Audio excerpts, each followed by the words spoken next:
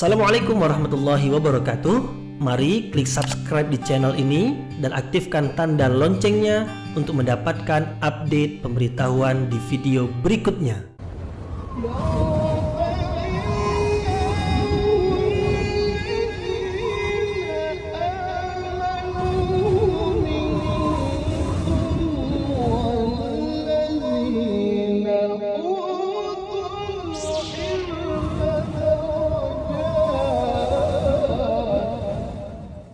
A'udzu billahi minasyaitonir rajim. Bismillahirrahmanirrahim. Assalamualaikum warahmatullahi wabarakatuh.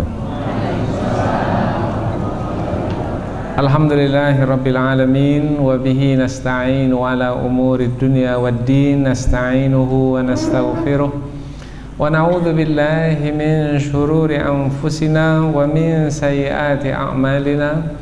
فَمَنْ يَهْدِهِ اللَّهُ فَلَا مُضِلَّ لَهُ وَمَنْ يُضْلِلْ فَلَا هَادِيَ لَهُ أَشْهَدُ أَنْ لَا إِلَهَ إِلَّا اللَّهُ وَحْدَهُ لَا شَرِيكَ لَهُ وَأَشْهَدُ أَنَّ مُحَمَّدًا عَبْدُهُ وَرَسُولُهُ لَا نَبِيَّ بَعْدَهُ أَمَّا بَعْدُ. Kita bersyukur kepada Allah Subhanahu wa Ta'ala yang masih melimpahkan rahmat dan nikmat-Nya. Kita bersyukur dengan mengucapkan Alhamdulillahirabbil alamin. Tidak lupa pula bersalawat kepada Rasulullah dengan mengucapkan Allahumma salli ala sayyidina Muhammad wa ala ali sayyidina Muhammad. Dan bersalam kepada Rasulullah dengan mengucapkan Assalamu alayka ya Rasulullah.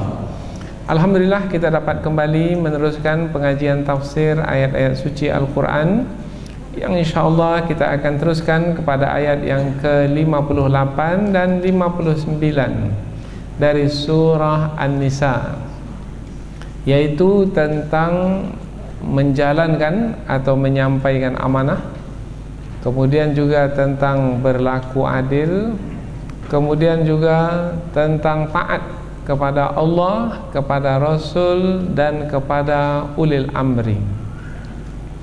Tiga perkara yang sangat penting sekali, yang apabila dilakukan, dijalankan oleh orang-orang yang beriman, maka ia adalah sebagai membuktikan keimanan, yang insya Allah dengan pembuktian keimanan tersebut maka layaklah ia untuk dimasukkan ke dalam syurga. Karena ayat sebelum ini Allah menerangkan tentang orang-orang yang akan dimasukkan ke dalam syurga adalah orang-orang yang beriman dan beramal saleh. Sesungguhnya orang-orang yang beriman dan beramal saleh, sungguh kami akan memasukkan mereka ke dalam syurga-syurga yang mengalir di bawahnya sungai-sungai, mereka kekal di dalamnya selama-lamanya. Kemudian Allah sediakan pula untuk mereka pasangan yang disucikan. Kemudian Allah meletakkan mereka di bawah naungan yang nyaman. Jadi ayat sebelum ini menerangkan tentang balasan yang Allah berikan kepada orang-orang yang beriman dan beramal saleh. Kemudian Allah terangkan di antara amal saleh yang dilakukan oleh orang-orang yang beriman adalah menyampaikan amanah, berlaku adil, dan menetapkan berlaku adil dan melakukan ketaatan kepada Allah, kepada Rasul, dan kepada ulil amri. Jadi apa kaitan ayat ini dengan ayat yang sebelumnya? Yaitu sama-sama menerangkan tentang apa yang dilakukan oleh orang-orang yang beriman, yang melayakkan mereka untuk dimasukkan ke dalam syurga.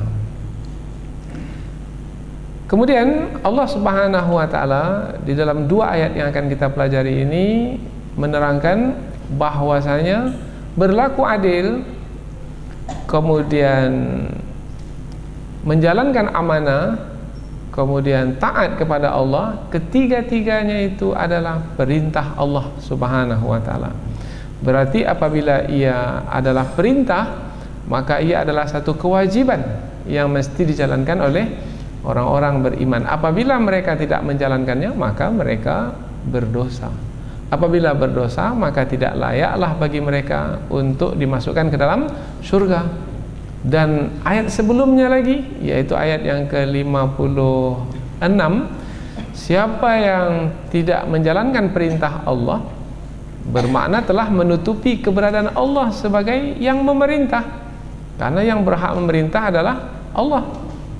Kemudian menutupi keberadaan Allah bermakna kafir kepada Allah, berarti tidak beriman kepada Allah. Allah memerintahkan suatu perintah untuk dijalankan, dia pula tidak mau menjalankannya, bermakna dia kafir. Apabila kafir, maka dimasukkan ke dalam neraka. Lalu apa yang diterima dalam neraka? Sebelum ini diterangkan, yaitu akan dibakar hangus kulit mereka, dan setiap kali hangus kulit yang mereka miliki itu, Allah akan ganti dengan kulit yang lain supaya mereka merasakan azab. Jadi berkali-kali diganti kulit mereka supaya mereka merasakan azab. Jadi hidup di dunia ini adalah antara dua, yaitu antara mengikuti perintah Allah atau meninggalkan perintah Allah tersebut. Mengikuti perintah Allah berhasil dalam ujian hidup. Apabila meninggalkan perintah Allah, maka gagallah dalam ujian hidup. Jadi siapa orang yang berhasil dalam ujian hidup? Orang yang menjalankan amanah, orang yang berlaku adil, dan orang yang melakukan ketaatan. Kita lihat ayat ini dengan lebih dekat lagi. Pertama kita akan lihat melalui terjemahan, setelah itu kita akan tafsirkan dengan lebih terperinci. Allah Subhanahu wa taala berfirman, A'udzubillahi minasyaitonirrajim. Bismillahirrahmanirrahim. Innallaha ya'murukum an tu'addul amanati ila ahliha wa idza hakamtum bainan nas an tahkumu bil 'adl. Innallaha ni'ma ya'izukum bih. Innallaha kana sami'an basira. Ya ayyuhalladzina amanu ati'ullaha wa ati'ur rasula wa ulil amri minkum. Fa in tanaza'tum fi syai'in farudduhu ila Allahi war rasul in kuntum tu'minuna billahi wal yaumil akhir. Dzalika khairu wa ahsanu ta'wila. Allah berfirman, Innallaha ya'murukum, sesungguhnya Allah memerintahkan kamu, an tu'addul amanati ila ahliha, supaya kamu menyampaikan amanah-amanah kepada orang-orang yang memiliki amanah tersebut. Wa idza hakamtum bainan nas, dan apabila kamu menetapkan hukum di antara manusia, antahkumu bil adl, supaya kamu menetapkan hukum dengan adil.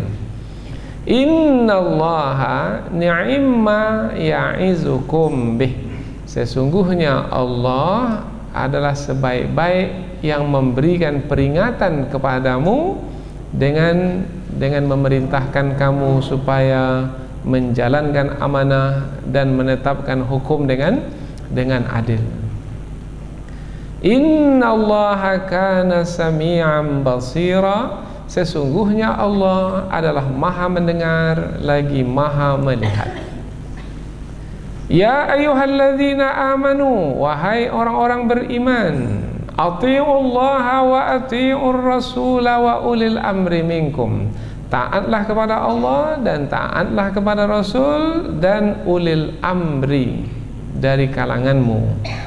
Fa in tanaza'tum fi syai'in farudduhu ilallahi war rasul, maka jika kamu berselisih dalam satu perkara, maka kembalikanlah perkara yang kamu perselisihkan itu kepada Allah dan Rasul. In kuntum tu'minuna billahi wal yaumil akhir, jika kamu beriman kepada Allah dan hari akhirat. Dzalika khairu wa ahsanu ta'wila, yang sedemikian itu adalah lebih baik dan adalah lebih bagus kesudahannya. Kita lihat dari awal ayat, Allah Subhanahu wa taala berfirman, sesungguhnya Allah memerintahkan kamu untuk menyampaikan amanah-amanah kepada pemiliknya, dan apabila kamu menetapkan hukum di antara manusia, hendaklah kamu menetapkan hukum dengan adil. Sesungguhnya Allah adalah sebaik-baik yang memberikan peringatan kepadamu. Sesungguhnya Allah adalah Maha mendengar lagi Maha melihat. Wahai orang-orang beriman, taatlah kepada Allah dan taatlah kepada Rasul dan ulil amri dari kalanganmu. Kemudian jika kamu berselisih dalam satu perkara, maka hendaklah kamu mengembalikannya kepada Allah dan Rasul jika kamu beriman kepada Allah dan hari akhirat. Yang sedemikian itu adalah lebih baik dan adalah lebih bagus kesudahannya. Inilah dia dua ayat yang menerangkan tentang perintah Allah Subhanahu wa taala, yaitu perintah untuk menyampaikan amanah, perintah untuk berlaku adil, perintah untuk taat kepada Allah, kepada Rasul dan kepada ulil amri. Jadi amanah, adil dan taat. Ketiga-tiga perkara ini adalah kaitannya antara seseorang dengan orang lain. Kemudian juga antara seseorang dengan Allah Subhanahu wa taala. Kita ada perhubungan dengan Allah, ada perhubungan dengan manusia. Perhubungan dengan Allah, perhubungan dengan manusia mesti dijalankan dengan sepenuhnya. Tidak boleh berhubungan dengan Allah saja, kemudian tidak dengan manusia, atau berhubungan dengan manusia saja tetapi tidak dengan Allah. Kedua-duanya sekali, hablum minallah wa hablum minan nas. Perhubungan dengan Allah, perhubungan dengan manusia. Ketika berhubungan dengan Allah, ada hak Allah pada diri kita. Ketika berhubungan dengan manusia, ada hak manusia pada diri kita.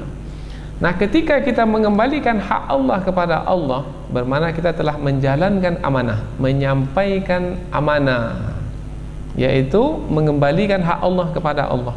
Apa hak Allah? Diibadati, itu hak Allah.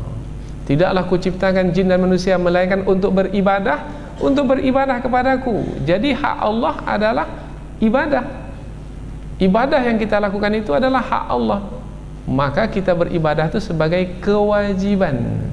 Nah, apabila kita menjalankan kewajiban beribadah, bermakna kita telah mengembalikan hak Allah kepada Allah.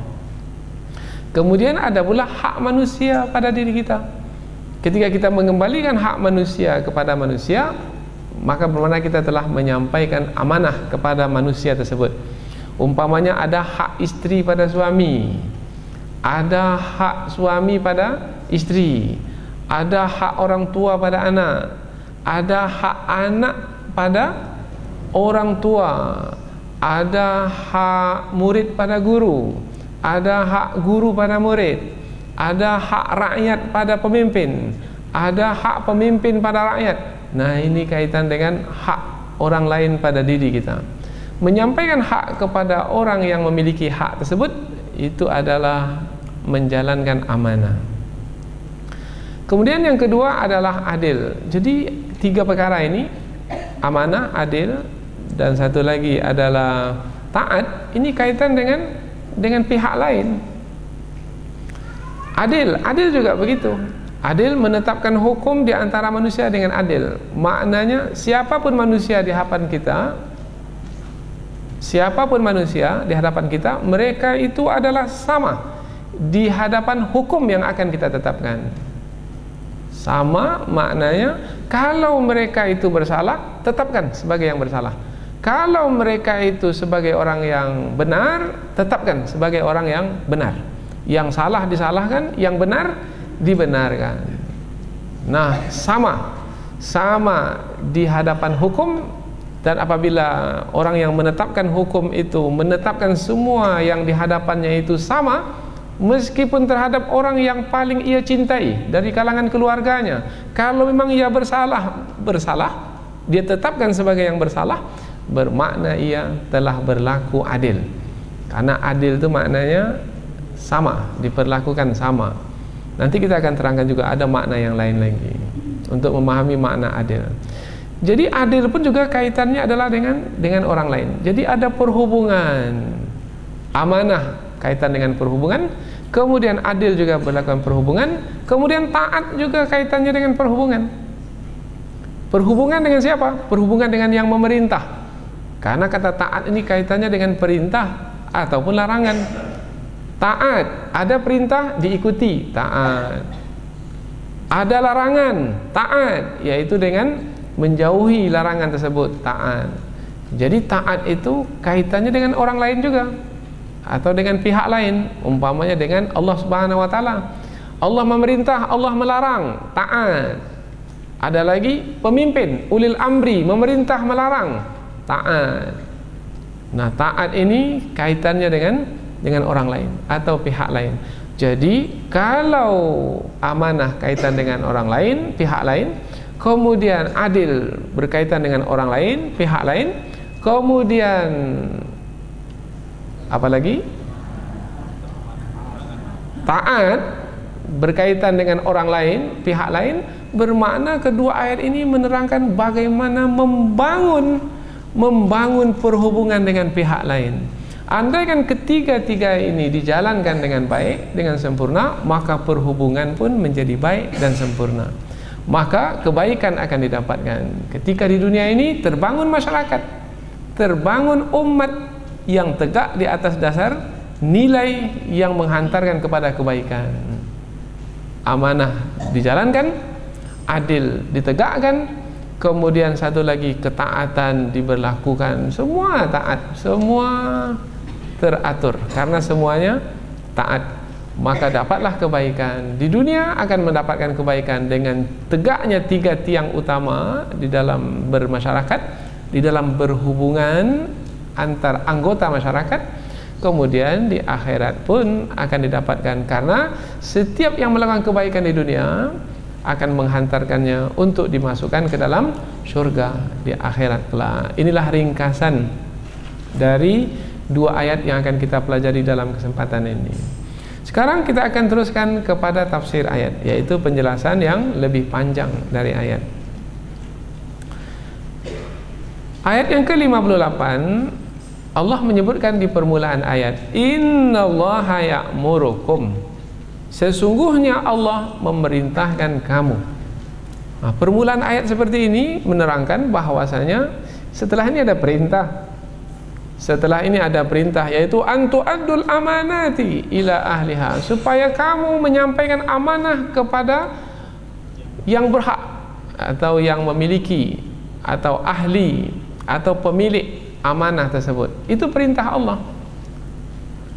Tetapi Allah tidak langsung memerintah begitu saja, tapi Allah beritahukan terlebih dahulu di awal ayat, sesungguhnya Allah memerintahkan kamu. Apa perintahnya? Supaya kamu menjalankan amanah. Nah, apa gunanya Allah memulai dengan sesungguhnya Allah memerintahkan kamu? Padahal setelah itu memang disebutkan perintah Allah tersebut. Penyebutan sesungguhnya Allah memerintahkan kamu menerangkan bahwasanya perintah menjalankan amanah itu adalah perintah dari Allah langsung. Apabila perintah dari Allah langsung, maka ia berisi penegasan. Kalau perintah dari Allah langsung, maka dia ada satu penegasan, yaitu perintah yang tegas. Berarti jangan sekali-kali mengabaikan amanah. Nah, itu pesan yang ingin disampaikan oleh permulaan ayat ini. Jadi ketika disebut sesungguhnya Allah memerintahkan kamu, ini perintah Allah ini. Apabila perintah Allah, jangan coba-coba untuk meninggalkannya, mengabaikannya, menyia-nyiakannya. Itu makna innallaha ya'murukum. Kemudian kata ya'murukum, ya'muru, siapa yang belajar bahasa Arab, maka dia mengetahui ini ya'muru ini fi'il mudhari', yaitu kata kerja bentuk sekarang dan akan datang. Maknanya apa? Maknanya Allah memerintahkan kamu supaya menjalankan amanah sekarang dan berterusan sampai masa yang akan datang. Jangan ketika senang saja kamu menjalankan amanah, ketika susah pun juga mesti menjalankan amanah. Jangan ketika di permulaan berumah tangga saja menjalankan amanah, sudah tua-tua tak mau lagi menjalankan amanah. Oh, tidak. Jangan ketika di awal-awal masa jabatan saja menjalankan amanah, kemudian setelah itu di penghujungnya tidak senantiasa menjalankan amanah. Present continuous tense, continuously, berterusan di dalam menjalankan amanah, karena ia adalah perintah Allah yang berterusan pula kepada kita. Sesungguhnya Allah memerintahkan kamu, apa yang Allah perintahkan? Antu addul amanat, supaya kamu menyampaikan amanah. Antu addu, menyampaikan. Nah, kata menyampaikan di sini membawa makna bahwasanya kalau disebut tadi amanah itu adalah hak orang lain pada diri kita, bermakna hak itu ada pada diri kita, tapi bukan hak kita. Hak itu adalah hak orang lain, maka mesti kita sampaikan hak orang lain itu kepada orang lain. Kalau disampaikan bermakna kita yang pergi kepada orang tersebut untuk menyampaikan haknya. Umpamanya adalah hak rakyat pada pemimpin.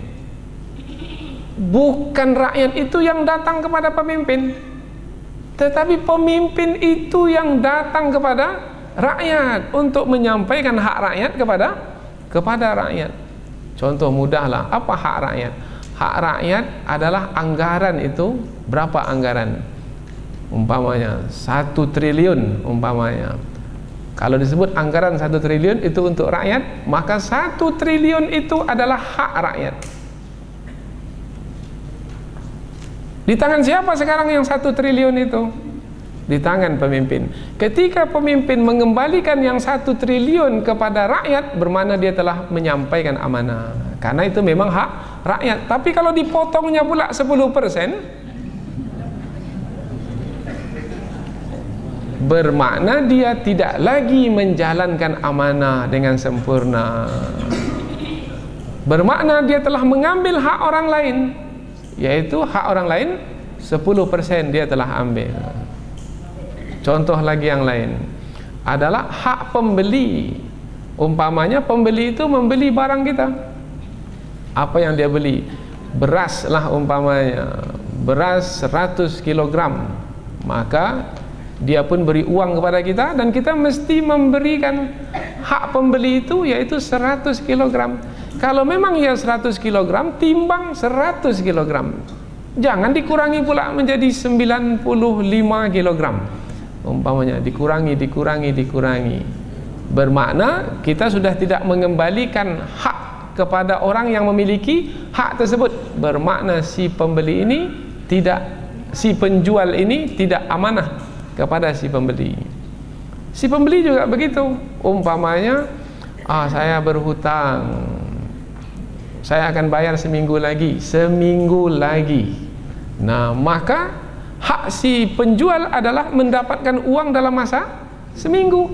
Si pembeli ini pula sudah sebulan dia tak beri. Maka bermakna si pembeli ini tidak menyampaikan hak kepada orang yang memiliki hak tersebut. Maka si pembeli ini tidak menyampaikan amanah. Mau contoh lagi? Contoh umpamanya hak istri. Apa hak istri? Hak istri umpamanya diberi nafkah zahir, nafkah batin, makan, minum, pakaian, tempat tinggal yang layak. Itu adalah hak istri. Suami ini ada uang, ada rezeki di tangannya, tapi tak diberikan kepada istri, dibiarkan istrinya berlapar-lapar umpamanya, baju tak ganti-ganti umpamanya, kemudian tidak diberikan nafkah yang disebut sebagai nafkah batin umpamanya, maka suami ini tidak menyampaikan hak kepada istri yang memiliki hak tersebut. Itu namanya suami tidak menyampaikan amanah. Begitulah sebaliknya, orang tua juga begitu. Ada hak anak pada orang tua, ada. Hak anak pada orang tua adalah mendapatkan keperluan hidupnya, makan, minum, pakaian, tempat tinggal, kemudian pendidikan dan lain sebagainya. Tapi orang tua tak peduli, sibuk dengan kerjanya sendiri, dibiarkannya anak terlantar. Ini orang tua ini tidak menjalankan amanah. Itu amanah yang berkaitan dengan orang lain. Ada lagi amanah yang berkaitan dengan hak Allah Subhanahu wa taala, yaitu hak Allah diibadati. Salat 5 kali sehari semalam, puasa sebulan dalam 1 tahun, haji sekali seumur hidup bagi yang mampu, dan seterusnya. Itu adalah hak Allah. Ketika tidak menjalankan hak Allah, bermakna tidak menjalankan amanah. Itu makna menyampaikan. Jadi menyampaikan bermakna kita ini menjadi berat. Menjadi berat, yaitu mengembalikan hak kepada orang yang memiliki hak tersebut. Oh, berat sekali, sangat berat. Kalau pemimpin itu diangkat menjadi pemimpin untuk memimpin umpamanya 25 juta orang. Ada baru-baru ini kepala negara terpilih dalam satu pemilihan umum, rakyatnya 25 juta, bermakna dia mesti mengembalikan hak 25 juta itu kepada 25 juta orang tersebut. Meskipun dia di ujung kampung sana, dia mesti pergi ke ujung kampung itu untuk menyampaikan hak orang tersebut. 25 juta mampu tak menyampaikan hak kepada 25 juta orang? Oh, berat itu. Tapi kita lihat menang dalam pilkada, sujud syukur dia. Mestinya dia bersedih, berduka cita. Apa sebab? Kerja berat telah menanti. Di saat ada 2-3 orang saja tidak mendapatkan haknya, maka dia bisa menuntut nanti di hari akhirat. Ya Allah, hak saya belum saya terima lagi. Lihat, maka mestinya bersedih, berduka cita. Tetapi sekarang pula manusia kejar mengejar untuk mendapatkan kekuasaan, bahkan mau mengeluarkan uang banyak untuk mendapatkan kekuasaan, dan nanti akan diminta pertanggunggan jawab. Apakah semua hak orang yang ada di tanganmu telah kamu sampaikan? Oh, berat sekali. Apalagi hak orang lain itu kita sukai pula. Lagi berat, karena kita sendiri suka kepada hak orang itu. Berat untuk mengembalikannya. Apalagi orang yang memiliki hak tersebut adalah orang yang lemah. Kalau kita tak berikan, tak akan mampu pula untuk memaksa kita. Mau apa dia? Saya berkuasa ini. Menjadi berat. Maka dahulu pernah Allah mengemukakan amanah itu kepada langit, bumi, gunung. Mereka tak mau menerimanya. Inna aradnal amanata ala samawati wal ardi wal jibal fa'abaina ayyahmilnaha wa ashfaqna minha wa hamalahal insan.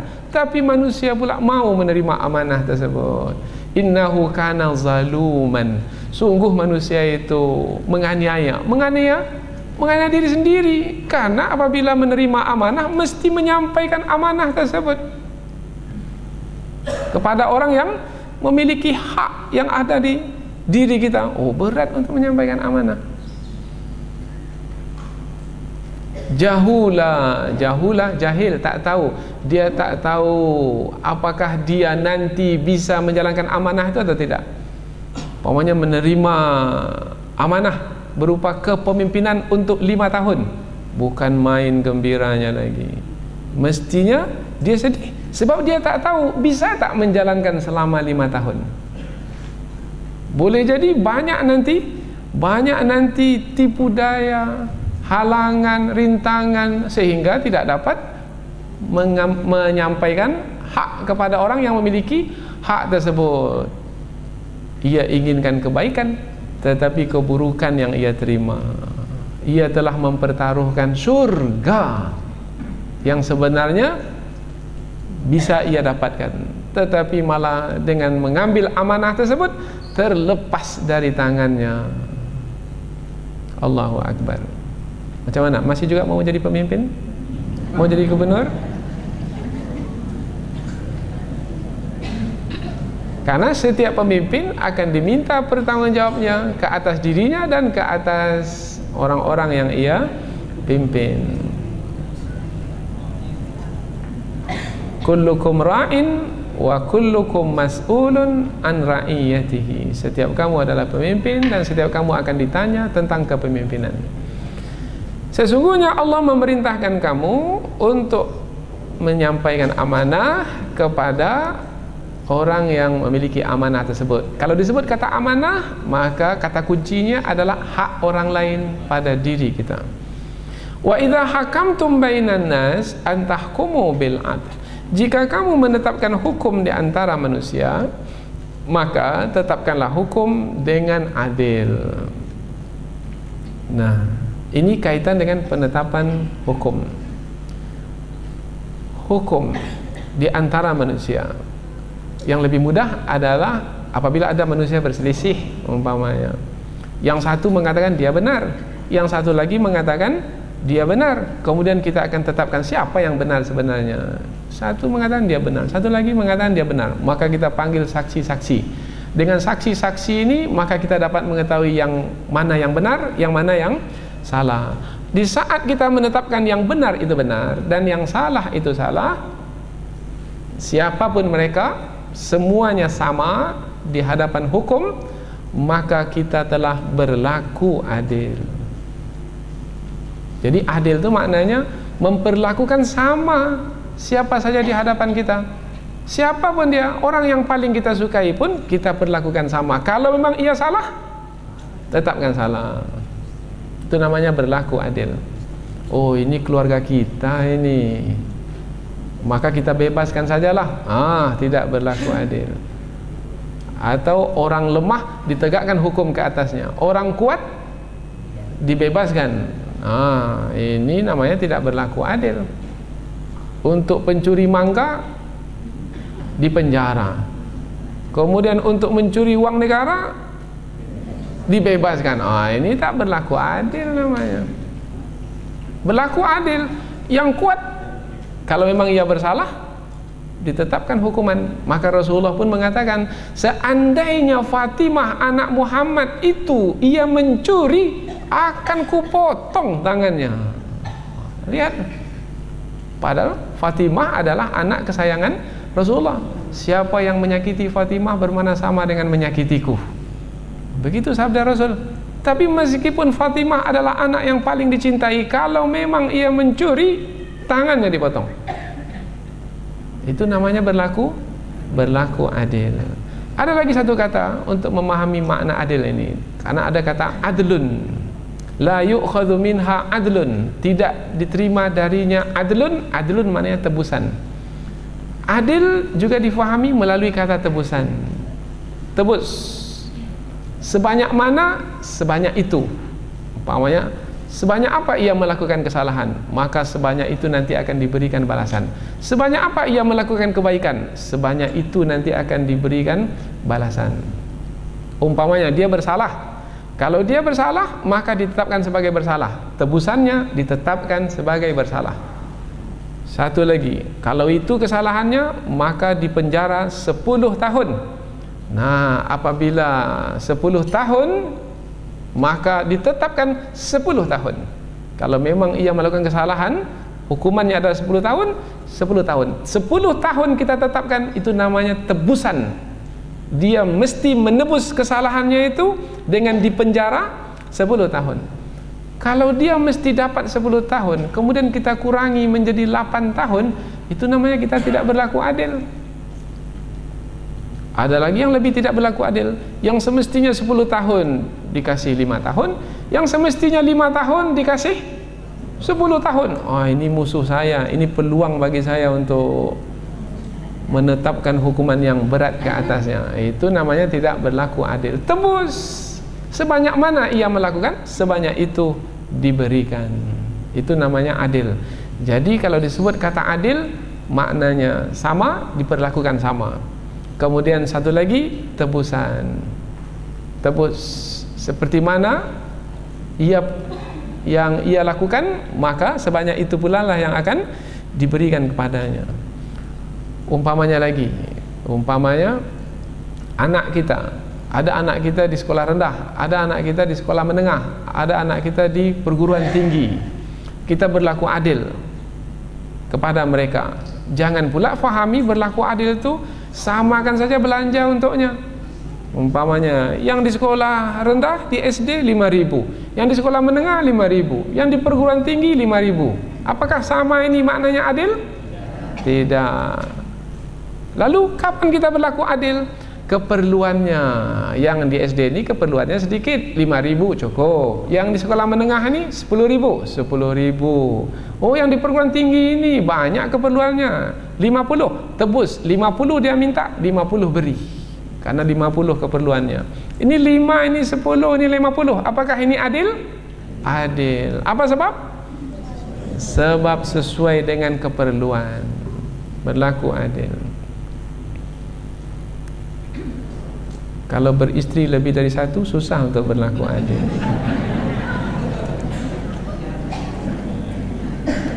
Apa tuh? Sebabnya adalah kaitannya adalah dengan jiwa, dengan hati. Nah, apabila dengan jiwa, dengan hati, hati istri pertama tak sama dengan hati istri kedua, tak sama dengan hati istri ketiga. Dan suami itu mesti berlaku adil. Berlaku adil bukan bermakna sama, tetapi memperhatikan hati-hati masing-masing. Maka dalam Al-Quran dikatakan susah suami untuk berlaku adil. Kalau rasanya tak mampu, maka cukuplah cepat nyambungnya.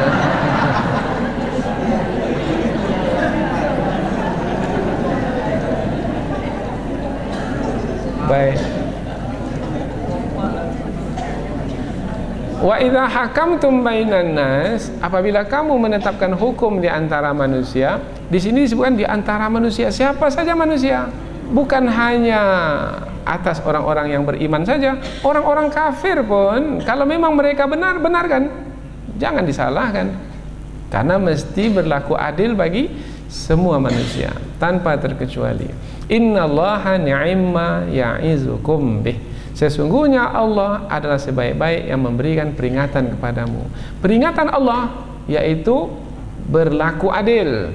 Peringatan Allah, sampaikan amanah, itu adalah yang terbaik untuk diri kita.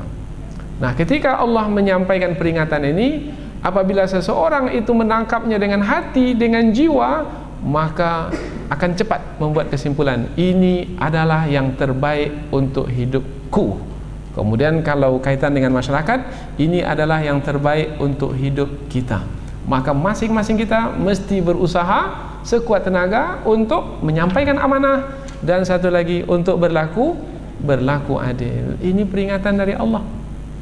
Kalau disebut kata peringatan, bermakna apabila ia perkara yang baik, maka peringatan supaya kita melakukannya. Apabila perkara yang buruk, yang Allah peringatkan supaya kita menjauhinya. Ini perkara baik atau perkara buruk? Menyampaikan amanah dan berlaku adil, perkara yang baik, maka ini adalah untuk dijalankan. Peringatan Allah untuk dijalankan. Innallaha kana sami'an basira. Sesungguhnya Allah adalah maha mendengar lagi maha melihat. Mengapa ditutup dengan maha mendengar, dengan maha melihat? Ini kaitannya dengan apa yang kita buat. Mungkin perbuatan kita itu berupa perkataan yang kita keluarkan. Allah maha mendengar setiap perkataan yang dikeluarkan. Maha melihat, ini kaitan dengan perbuatan. Allah maha melihat setiap perbuatan yang kita lakukan. Bukan hanya perbuatan yang nampak oleh mata saja, tetapi yang tersembunyi dalam hati pun Allah maha melihat. Jadi wahai manusia, jangan kamu kira kamu akan dapat melepaskan diri dari Allah Subhanahu wa taala. Tidak, sebab Allah maha mendengar apa yang kamu katakan, maha melihat apa yang kamu lakukan, dan setiap apa yang kamu katakan dan kamu lakukan akan kamu pertanggungjawabkan di hadapan Allah Subhanahu wa taala. Ini dia ayat yang berkaitan dengan kehidupan kita. Selanjutnya ayat berikutnya. Wahai orang-orang yang beriman, ya ayyuhalladzina amanu athi'ullaha wa athi'ur rasula wa ulil amri minkum. Taatlah kepada Allah dan taatlah kepada Rasul dan pemimpin dari kalanganmu, ulil amri dari kalanganmu. Sekarang kita sebut dahulu kata taat ini. Wahai orang-orang beriman. Nah, apabila Allah menyeru wahai orang-orang beriman, bermakna ada kewajiban yang akan disampaikan selepas itu. Apa kewajiban yang disampaikan selepas itu? Ketaatan kepada Allah, kepada Rasul, dan kepada ulil amri. Seakan-akan Allah menyeru wahai orang-orang beriman, karena kamu adalah orang-orang yang beriman, maka jalankanlah kewajiban yang akan diterangkan selepas ini dengan keimanan yang ada padamu sebagai membuktikan keimananmu itu. Tidak ada maknanya kamu sebagai orang-orang yang beriman tetapi kamu tidak menjalankan kewajiban yang akan diterangkan setelah ini. Jadi wahai orang-orang beriman, maknanya wahai orang-orang beriman, dengan keimanan yang ada padamu, buktikanlah keimananmu itu dengan atiullah, dengan taat kepada Allah. Kalau disebut kata taat, maka kaitannya di sana ada perintah, di sana ada larangan. Taat kepada perintah Allah dengan mengikuti perintah tersebut, dengan melakukan perintah tersebut. Taat kepada larangan Allah maknanya dengan meninggalkan larangan tersebut, dengan menjauhi larangan tersebut. Jadi kalau disebut kata taat bermakna di sana ada perintah, di sana ada larangan. Kalau disebut atiullah, taatlah kepada Allah, maka Allah memerintah, Allah melarang. Kalau ada perintah Allah, lakukan. Kalau ada larangan Allah, jauhi, bermakna kita telah taat kepada Allah. Sudah mendengar perintah Allah? Sudah. Karena ayat Al-Quran disampaikan kepada kita. Sudah mendengar larangan Allah? Sudah.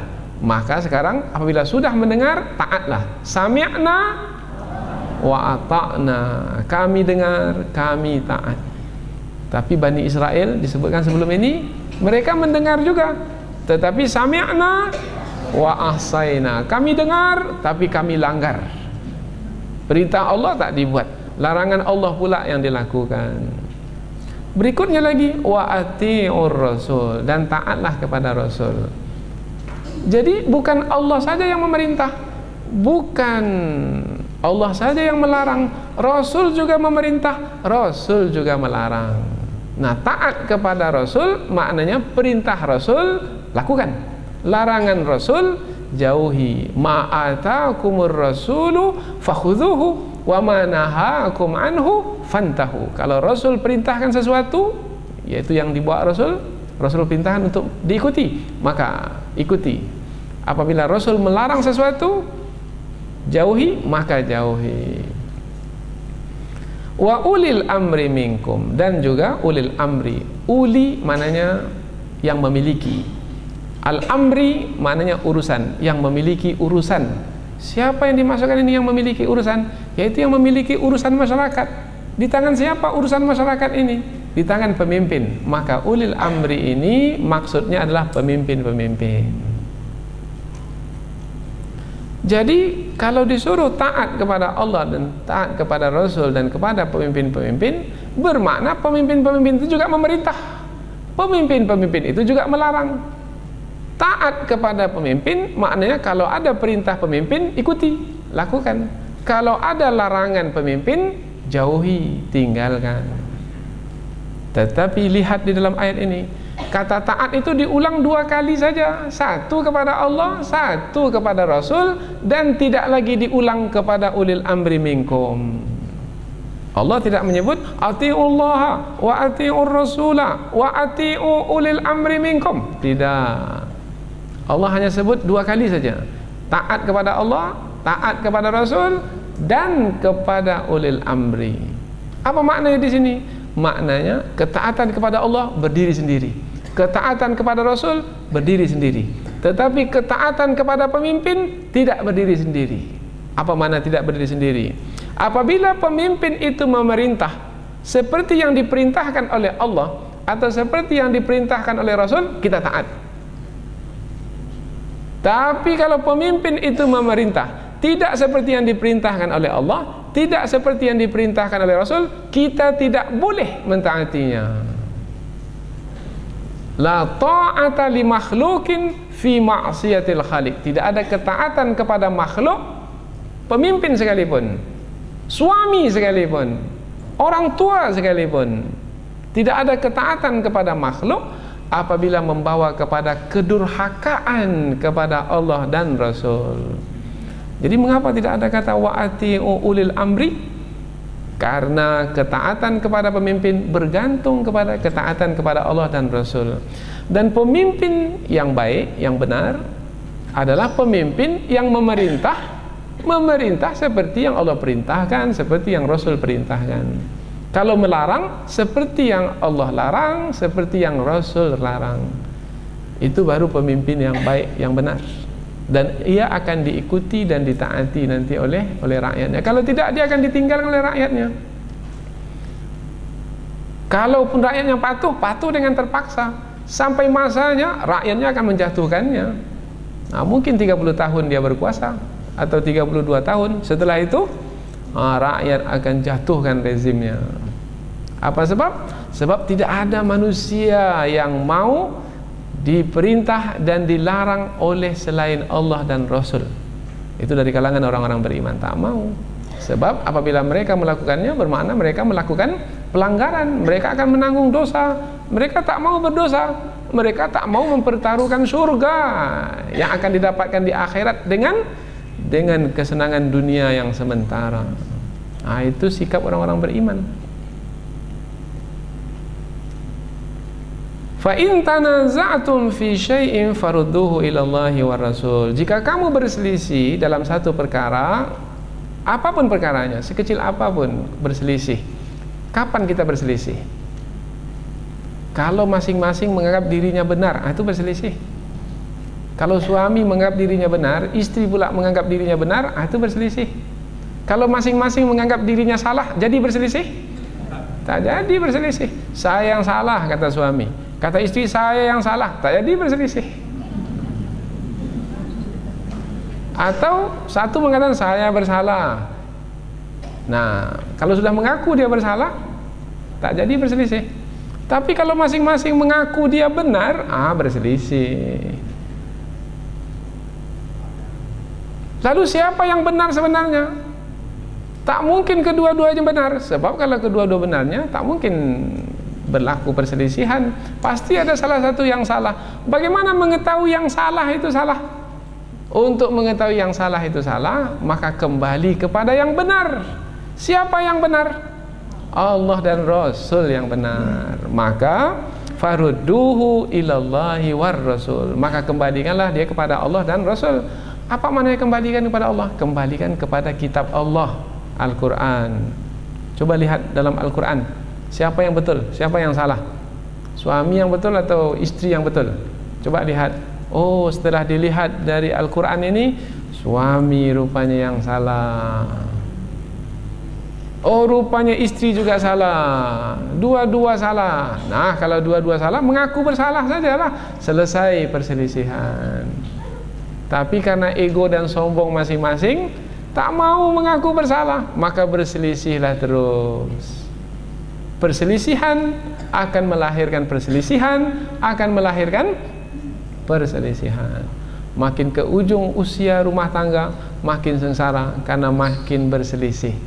Padahal di awal rumah tangga sehidup semati. Kita ini senang sama senang, susah sama susah. Bukan main lagi. Macam pinang dibelah dua. Oh, sekarang sudah bukan macam pinang dibelah dua, macam air dengan minyak tak ketemu, terpisah jauh. Apa sebab? Sebab berselisih. Mengapa tidak bisa menyelesaikan perselisihan? Karena tidak mau mengembalikannya kepada Al-Quran dan hadis. Karena itulah yang benar. Dengan yang benar itu nanti akan nampak siapa yang benar, siapa yang salah. Tidak pula disebut di sini karena Allah sudah disebut sebelumnya, atiullah war Rasul. Rasul juga disebut sebelumnya. Kemudian tidak pula disebut ulil amri di sini. Maknanya kalau berselisih, tempat kembalinya bukan manusia, ulil amri itu manusia. Maknanya kalau ada perselisihan dalam perkara agama, penyelesaiannya bukan pendapat manusia, penyelesaiannya adalah wahyu dari Al-Quran dan hadis. Fa in tanaza'tum fi syai'in farudduhu ila Allahi war Rasul in kuntum tu'minuna billahi wal yaumil akhir. Jika kamu beriman kepada Allah dan hari akhirat. Nah, jika memang ya kamu beriman kepada hari akhirat, kembali kepada Quran dan hadis. Tapi berat untuk kembali kepada Quran dan hadis oleh orang-orang yang hawa nafsu menguasai hatinya. Kalau iman menguasai hatinya, dia mau kembali kepada Quran. Saya mengakui kesalahan. Selesai sudah. Ada orang yang konseling ke tempat kita.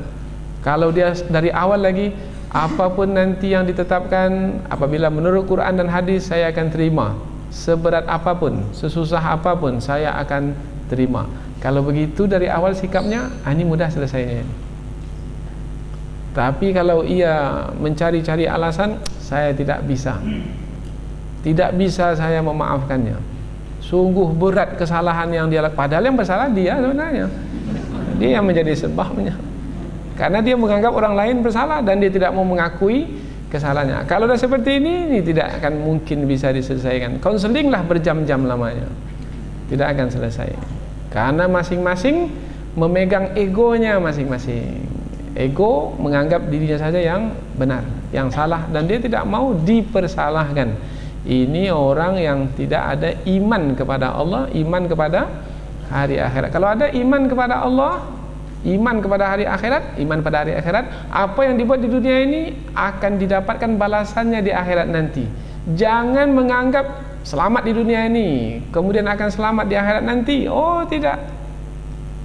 Mungkin boleh jadi selamat di dunia ini, tetapi tidak di akhirat nanti apabila tidak berlaku jujur, tidak menegakkan keadilan, tidak mau mengikuti kebenaran. Maka diikat dengan, jika kamu beriman kepada Allah dan hari akhirat, maka kembalikanlah perselisihan itu kepada Allah dan Rasul. Dzalika khair, itu adalah lebih baik. Penyelesaian dengan kembali kepada Al-Quran dan hadis itu adalah lebih baik. Wa ahsanu ta'wila, dan itu adalah lebih baik juga, lebih bagus juga kesudahannya. Ta'wila ini kesudahan. Jadi kesudahannya nanti bagus. Mungkin sekarang ini tidak bagus, tetapi nanti bagus apabila penyelesaiannya dengan Quran dan hadis. Kemudian nanti di akhirat kesudahannya pun juga bagus, sebab akan dibalas apa yang ia lakukan ketika di dunia. Kalau sampai kepada tahap pengorbanan, maka pengorbanannya itu tidak akan disia-siakan di hari pembalasan.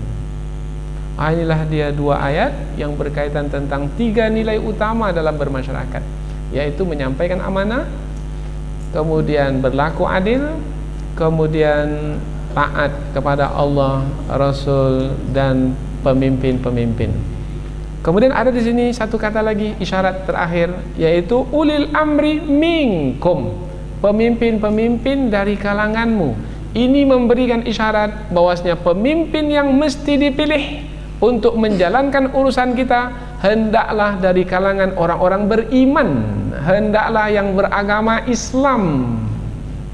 Dilarang untuk mengambil, memilih pemimpin yang bukan dari kalangan umat Islam. Karena tidak akan mungkin orang yang tidak beriman akan mungkin berlaku adil, tidak akan mungkin. Karena orang yang berlaku adil, yang menjalankan amanah, kemudian yang akan taat kepada Allah dan Rasul, hanyalah dari kalangan orang-orang beriman saja. Mudah-mudahan apa yang kita pelajari ini ada manfaatnya insyaallah. Subhanakallahumma wa bihamdika asyhadu an la ilaha illa anta wa astaghfiruka wa atubu ilaihi. Wassalamualaikum warahmatullahi wabarakatuh.